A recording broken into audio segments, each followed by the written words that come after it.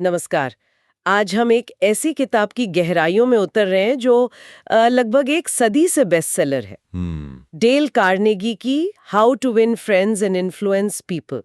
ये किताब 1936 की है, लेकिन आज भी लोग इसे अपने रिश्ते सुधारने के लिए, करियर में आगे बढ़ने के लिए पढ़ते हैं। बिल्कुल। तो आज की हमारी पड़ताल का मकसद सिर्फ ये जानना नहीं है कि इस किताब में क्या है, बल्कि ये समझना है कि इसके जो सिद्धांत हैं वो आज के इस तेज तर्रार डिजिटल दुनिया में कितने काम के हैं। हाँ, क्या ये बातें आज भी उतनी ही असरदार हैं? चलिए इसी की तह तक चलते हैं। बिल्कुल। और दिलचस्प बात यह है कि कार्नेगी ने ये किताब इंसानी फितरत की, मतलब ह्यूमन नेचर की एक गहरी समझ पर बनाई है। अच्छा। और वो फितरत पिछले 80-90 सालों में ज्यादा बदली नहीं है असल में। किताब 4 हिस्सों में बटी है, जो एक तरह से इंसानी रिश्तों को समझने की सीढ़ियां हैं। ओके। तो हम पहली सीढ़ी से शुरू करते हैं, लोगों को संभालने की जो सबसे बुनियादी तकनीकें हैं। ठीक है, तो पहला सिद्धांत है आलोचना, निंदा या शिकायत ना करें। अब ये सुनने में तो बहुत अच्छा लगता है, लेकिन क्या यह हमेशा प्रैक्टिकल है? मान लीजिए कोई मैनेजर है, उसे अपनी टीम को फीडबैक देना है, या माता पिता को बच्चे को कुछ सिखाना है। क्या बिना आलोचना के ये संभव है? बहुत अच्छा सवाल है। और यही यही इस किताब का सबसे गलत समझा जाने वाला सिद्धांत है। अच्छा। कार्नेगी का मतलब फीडबैक ना दें या गलती ना बताएं बिल्कुल नहीं है। अच्छा। उनका जोर तरीके पर है।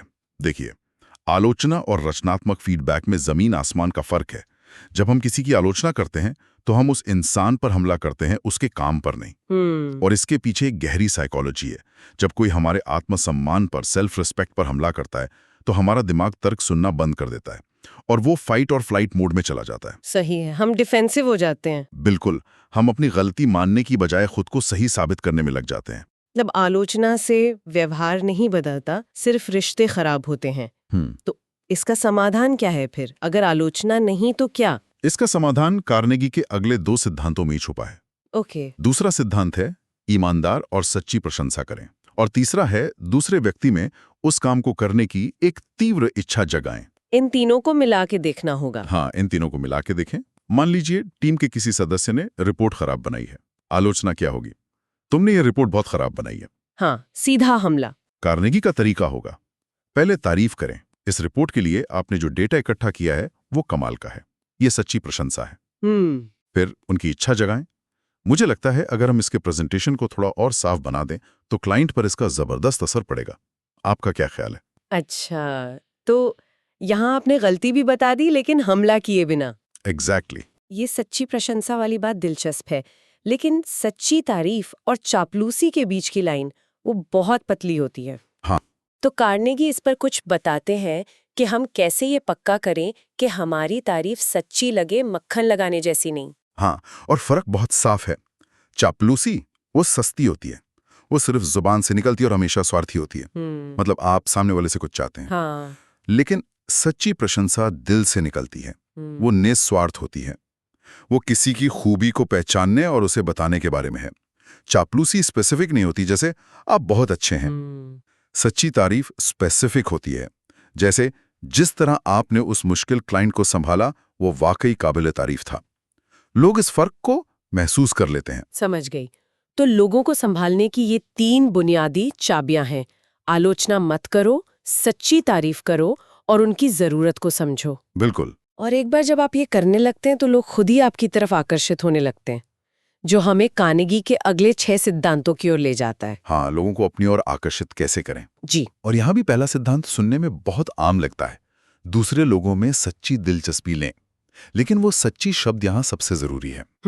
हम सब ऐसे लोगों से मिले हैं जो हमसे सवाल तो पूछते हैं, लेकिन उनकी आंखों में कोई दिलचस्पी नहीं होती। वो बस अपनी बारी का इंतजार कर रहे होते हैं। सही बात है। कार्नेगी कहते हैं कि आप 2 महीने में दूसरों में दिलचस्पी लेकर जितने दोस्त बना सकते हैं, उतने 2 साल में दूसरों को खुद में दिलचस्पी दिलवाने की कोशिश करके भी नहीं बना सकते। और इसी से जुड़ा है मुस्कुराना। ये इतना सरल लगता है कि यकीन करना मुश्किल है। क्या वाकई सिर्फ मुस्कुराने से इतना फर्क पड़ता है? हाँ, और इसका वैज्ञानिक कारण भी है।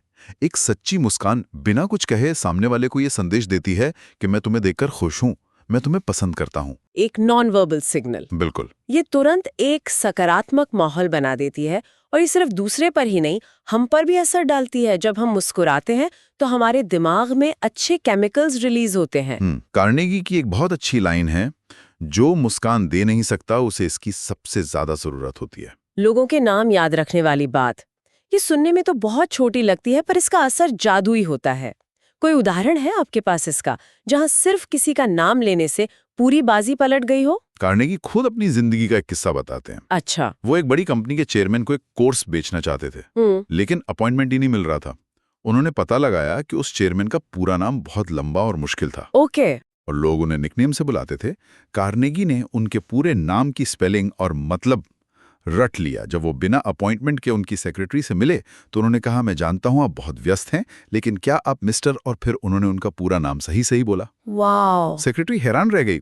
उसने जाकर चेयरमैन को बताया, और वो चेयरमैन, जो किसी से नहीं मिलता था, कार्नेगी से मिला। क्यों? क्योंकि किसी ने पहली बार उनके नाम को वो सम्मान दिया था। कार्नेगी कहते हैं, किसी व्यक्ति का नाम उसके लिए दुनिया की किसी भी भाषा में सबसे मधुर और महत्वपूर्ण ध्वनि है। वाह, ये वाकई शक्तिशाली है। तो इस दूसरे हिस्से के बाकी सिद्धांत भी सब इसी सोच पर आधारित हैं। बिल्कुल। जैसे एक अच्छे श्रोता बने, लोगों की रुचियों के बारे में बात करें और उन्हें महत्वपूर्ण महसूस कराएं। इन सब का निचोड़ यही है कि अपना फोकस खुद से हटाकर सामने वाले पर ले जाएं। एकदम से। ये सब एक ही धागे में पिरोए हुए हैं। जब आप अच्छा श्रोता बनकर किसी को ध्यान से सुनते हैं, जब आप क्रिकेट के शौकीन से क्रिकेट की बात करते हैं, जब आप किसी वेटर को उसके नाम से बुलाकर धन्यवाद देते हैं, तो आप उसे एक ही संदेश दे रहे होते हैं, तुम मेरे लिए महत्वपूर्ण हो। और जब किसी को ये महसूस होता है तो वो आपको पसंद किए बिना रह ही नहीं सकता। तो अब तक हमने ये समझा कि लोगों से अच्छे रिश्ते कैसे बनाएं ताकि वो हमें पसंद करें।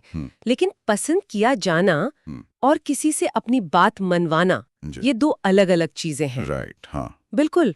कार्नेगी का अगला पड़ाव यही है, सिर्फ दोस्त नहीं बल्कि लोगों को अपनी सोच से सहमत कैसे कराएं। यहाँ से मामला थोड़ा पेचीदा हो जाता है। क्योंकि यहाँ टकराव की, कॉन्फ्लिक्ट की संभावना बढ़ जाती है।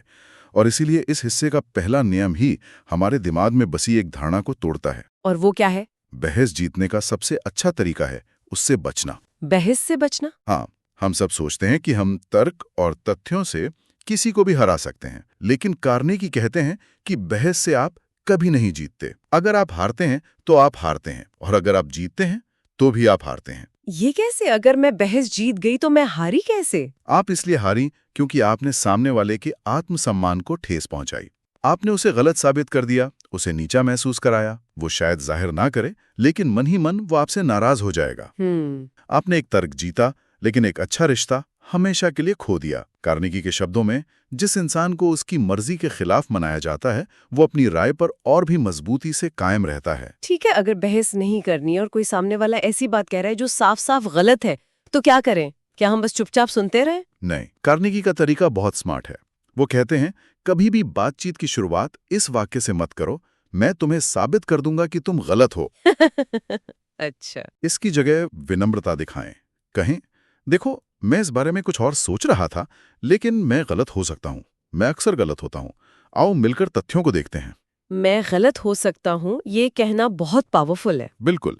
जैसे ही आप ये कहते हैं, सामने वाला डिफेंसिव होना छोड़ देता है और आपकी बात सुनने को तैयार हो जाता है। और अगर गलती आपकी है तो उसे तुरंत जोरदार तरीके से और बिना किसी बहाने के मान लें। ये हिम्मत की निशानी है, और इससे सामने वाले का गुस्सा भी ठंडा हो जाता है। इसमें एक तकनीक हाँ हाँ कहलवाने की भी है, यानी बातचीत की शुरुआत उन बातों से करें जिन पर आप दोनों सहमत हो। ये कैसे काम करता है? इसे सुकराती विधि या सोक्रेटिक मेथड का एक रूप कह सकते हैं। इसका जो मनोवैज्ञानिक आधार है वो है कंसिस्टेंसी प्रिंसिपल। Consistency principle? हाँ, यानी लोग अपने पिछले फैसलों और बयानों पर टिके रहना चाहते हैं। जब आप किसी से शुरू में ऐसे सवाल पूछते हैं जिनका जवाब सिर्फ हाँ हो सकता है, तो आप एक सकारात्मक माहौल बना देते हैं। अच्छा। वो आपके साथ सहमत होने के दिशा में चल पड़ता है। 2-3 बार हाँ कहने के बाद उसके लिए अचानक ना कहना मनोवैज्ञानिक रूप से मुश्किल हो जाता है, क्योंकि वो अपनी ही कही बात के खिलाफ नहीं जाना चाहता। बिल्कुल। और अपने विचारों को नाटकीय रूप देने का क्या मतलब है? क्या इसका मतलब ड्रामा करना है? ड्रामा नहीं, बल्कि अपनी बात को यादगार बनाना। सिर्फ तथ्य बताना वो बोरिंग हो सकता है। कार्नेगी एक बेहतरीन कहानी सुनाते हैं। बताइए। एक कैश रजिस्टर कंपनी के सेल्समैन अपने प्रोडक्ट को नहीं बेच पा रहे थे क्योंकि ग्राहक कहता था कि तुम्हारा प्रोडक्ट बहुत कमजोर है। तो एक सेल्समैन ने एक ग्राहक के सामने उस रजिस्टर को जोर से जमीन पर फेंका। क्या? हाँ, उसके पुर्जे बिखर गए। फिर उसने शांति से उन पुर्जों को उठाया और कुछ ही मिनटों में उसे वापस जोड़कर चालू कर दिया। उसने कहा, यह इतना मजबूत है कि गिरने पर भी काम करता है और इतना आसान कि आप खुद इसे ठीक कर सकते हैं। वाह! उसने सिर्फ बोला नहीं, उसने दिखाया। यही है नाटकीय रूप देना। ये बहुत शक्तिशाली तरीके हैं, लेकिन ये सब एक बार की बातचीत के लिए हैं। पर किसी को लंबे समय तक प्रभावित करने, मतलब एक लीडर बनने के लिए क्या चाहिए? ये हमें किताब के आखिरी और सबसे जरूरी हिस्से पर लाता है। एक लीडर कैसे बने, लोगों को बिना नाराज किए कैसे बदलें। बिल्कुल। और ये हिस्सा उन सभी के लिए है जो किसी भी भूमिका में नेतृत्व करते हैं, चाहे वो मैनेजर हों, माता पिता हों या टीम कैप्टन हो। जी। यहाँ भी पहला सिद्धांत पिछले हिस्सों से जुड़ा है। हमेशा तारीफ और सच्ची प्रशंसा के साथ शुरुआत करें। किसी की गलती बताने से पहले उसके किसी अच्छे काम की तारीफ करें। इसे फीडबैक सैंडविच भी कहते हैं। अच्छा, फीडबैक सैंडविच। तारीफ की एक परत, फिर सुधार की बात और फिर तारीफ की दूसरी परत। इससे आलोचना को स्वीकार करना बहुत आसान हो जाता है। और गलतियों की ओर ध्यान भी सीधे तौर पर नहीं, बल्कि अप्रत्यक्ष रूप से दिलाने की बात कही गई है। जी। इसका कोई उदाहरण दे सकते हैं? मतलब सीधा और अप्रत्यक्ष तरीके में क्या फर्क है? जरूर। मान लीजिए किसी ने एक प्रेजेंटेशन बनाया है जिसमें कुछ स्पेलिंग की गलतियां हैं। सीधा तरीका होगा, तुम्हारे प्रेजेंटेशन में बहुत सारी स्पेलिंग मिस्टेक्स हैं, इन्हें ठीक करो। ये एक आदेश जैसा लगता है। हाँ। अप्रत्यक्ष तरीका होगा, ये प्रेजेंटेशन बहुत अच्छा बना है, इसका कंटेंट बहुत मजबूत है, अगर हम इसे भेजने से पहले एक बार इसकी स्पेलिंग चेक कर लें तो ये परफेक्ट हो जाएगा। बात वही है, लेकिन तरीका सम्मानजनक है। एग्जैक्टली। आपने सीधे तौर पर उंगली नहीं उठाई, लेकिन संदेश पहुंच गया। मुझे ये बात बहुत अच्छी लगी। सीधे आदेश देने के बजाय सवाल पूछें। ऐसा क्यों? आदेश देना तो ज्यादा सीधा और आसान है। आदेश देना आसान है, लेकिन सवाल पूछना ज्यादा असरदार है। जब आप कहती हैं ये काम कल तक खत्म करो, तो आप हुक्म दे रही हैं। हाँ। लेकिन जब आप पूछती हैं क्या हम इस काम को कल तक खत्म करने का कोई तरीका निकाल सकते हैं, तो आप सामने वाले को फैसले में शामिल कर रही हैं। इससे उसे लगता है कि ये विचार उसका भी है। एक ओनरशिप की भावना आती है। बिल्कुल। वो काम को बोझ की तरह नहीं बल्कि एक चुनौती की तरह लेता है। और शायद सबसे जरूरी सिद्धांत है, दूसरे व्यक्ति को शर्मिंदा होने से बचाएं, यानी उसे सेव फेस करने का मौका दें। किसी की इज्जत की रक्षा करना बहुत जरूरी है, भले ही वो 100% गलत हो। किसी को सबके सामने डांटना या उसकी गलती का मजाक उड़ाना, वो उसके आत्मसम्मान को हमेशा के लिए तोड़ सकता है। सही बात है। एक अच्छा लीडर कभी भी अपनी ताकत दिखाने के लिए किसी को नीचा नहीं दिखाता। वो गलती को निजी तौर पर और सम्मान के साथ सुधारता है। तो इस पूरी चर्चा का सार क्या है? अगर हमें इन सभी सिद्धांतों को एक लाइन में समेटना हो, तो वो क्या होगा? मेरे हिसाब से इस पूरी किताब का सार है, एक पल के लिए खुद को भूलकर दुनिया को दूसरे इंसान की नजरों से देखने की कोशिश करो। ये किताब मीठा बोलना या चापलूसी करना नहीं सिखाती।